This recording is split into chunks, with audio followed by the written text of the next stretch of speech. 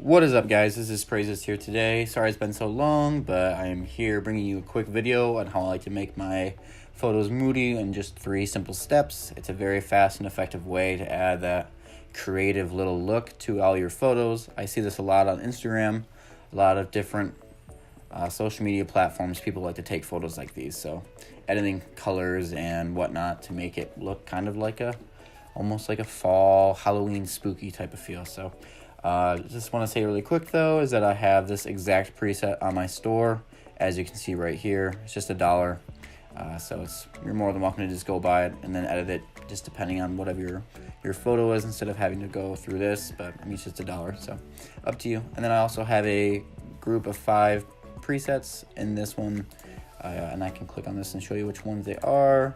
It goes through a bunch of these that I can show you that these are all custom presets that I've made that have helped my photos look a little bit better. So more than welcome to check those out. So we'll go back to this and I'll show you the 3 simple steps to make these things moody. Alrighty, to start. So as I had said before, all your photos are going to be different just because of different settings and different environments. So basic, you're going to have to decide whatever you'd like. So maybe sometimes you'd have to up the exposure or down the exposure or whatever. But for this, I'm just going to leave it as is as I bring down the exposure a little bit. But anyways, so the first one you want to go to is the tone curve. And so a very popular style that people are doing nowadays is going to be adding a fade. So all you have to do is go over here, grab this little knob down here and bring it up just a little bit.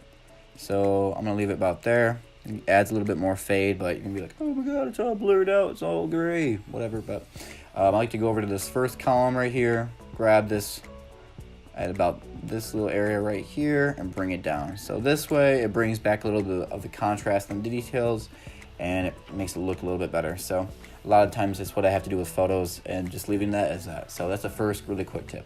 So the second tip would be go to the HSL slider. So clicking on this, I really like to be able to do this. So I go over to hue and then I grab the green, as I don't want the green to be green. I obviously want it to be a orangish, so I bring down the green to a yellow all the way, and then I bring the yellow down to an orange, and then the orange down to or up a little bit. And so something like this, you will see as it's not exactly like the colors that it was before, but I'll show you why.